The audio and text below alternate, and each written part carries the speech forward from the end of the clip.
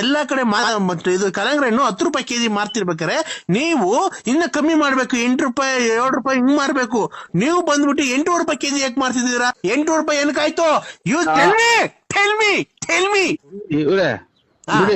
ಇವರೇ ಎಲ್ಲ tell me ಪಂಕಜ ಅಕ್ಕ, ನಾವು ಇದು ಕಲಂಗಡಿ ಹಣ್ಣಲ್ಲ, ನಾವು ಇವು ನರಸಿಂಹರಾಜ್ ಬಳ್ಳಾಪುರ ಯಾಕೋ ಫೋನ್ ಮಾಡಿದ್ರಲ್ಲ, ಅದಕ್ಕೆ ರಿವರ್ಸ್ ಮಾಡಿದೆ. ನೀವು ಪಂಕಜ ಕಲಂಗಡಿ ಹಣ್ಣಲ್ಲ, ನಾವು ರಿವರ್ಸ್ ಮಾಡ್ದೆ. ಯಾರಿಗೆ? ನನಗ್ ರಿವರ್ಸ್ ಮಾಡಕ್ ಬಂದಿದ್ಯಾ? ನಿನ್ ಜನ್ಮಕ್ಕೆ ಹೋಗೋ.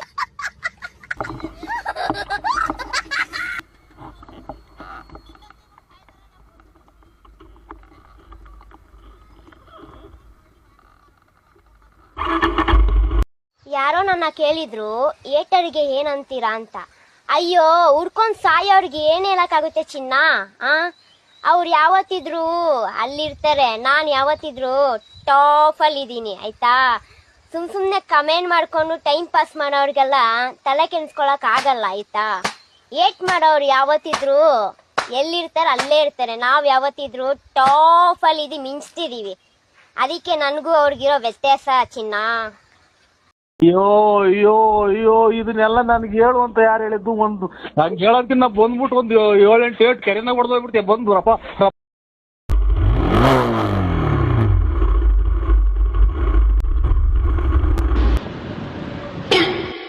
ಯಾರು ಸ್ವಾಮಿ ನೀವು?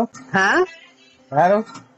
ನಾನ್ ಕಂದ ನಿಗಿರ್ಕಂಡ ಅವ್ರ ಆಖರಿ ಎಲ್ಲ ಕೊಡಿದ್ರೆ ತಲೆ ಹಿಡ್ಕೊಂಡೈತ್ ನನ್ನ ಮಗ. ಈಗ ನಿಗಿರ್ಕಂಡ ಇವ್ನು ಸ್ವಾಮಿ. ಕಂದ ಹೇಳಪ್ಪ. ಅಲ್ಲ ಹೇಳಿ ಸ್ವಾಮಿ. ಓಹ್, ಅಲ್ಲಿ ದುರಹಂಕಾರದ ಮಾತುಗಳು.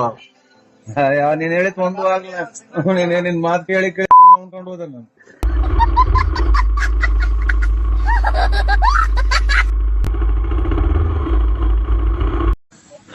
ಇದು ಕಾರ್ಗೆ ಡೀಸೆಲ್ ಹಾಕ್ಸ್ಬಿಟ್ಟಿ, ಆಮೇಲೆ ಒಂದ್ ಫುಲ್ ಬ್ಯಾಗ್ ಬಟ್ಟೆ ತುಂಬ್ಕೊಂಡ್ಬಿಟ್ಟಿ, ಹಿಂದ್ಗಡೆ ಡಿಕ್ಕಿ ಒಳಗೆ ಇಕ್ಕೊಂಡು ಮುಂದ್ಗಡೆ ಇಂಜಿನ್ ಒಳಗೆ ಕೂತ್ಕೊಂಡು ಓಡಿಸ್ಕೊಂಡು ಹೋಗ್ಬಿಡೋಣ. ಕಾರು ಓಡಿಸ್ಕೊಂಡು ಹೋಗ್ಬೇಕಾರೆ ಅಲ್ಲಿ ಬ್ರೇಕ್ ತುಳಿದು ಕೈಯಲ್ಲಿ ಕ್ಲಚ್ ಹಿಡಿಬೇಕು. ಇದು ಹಿಂಗಾಗಿ ನನ್ಗೆ ಇವಾಗ ಇನ್ನೊಂದ್ ಸ್ವಲ್ಪ ದಿನದಾಗ ಹುಚ್ಚಿಡಿತೈತೆ ಅಂತ ಜನ ಹೇಳೋದು.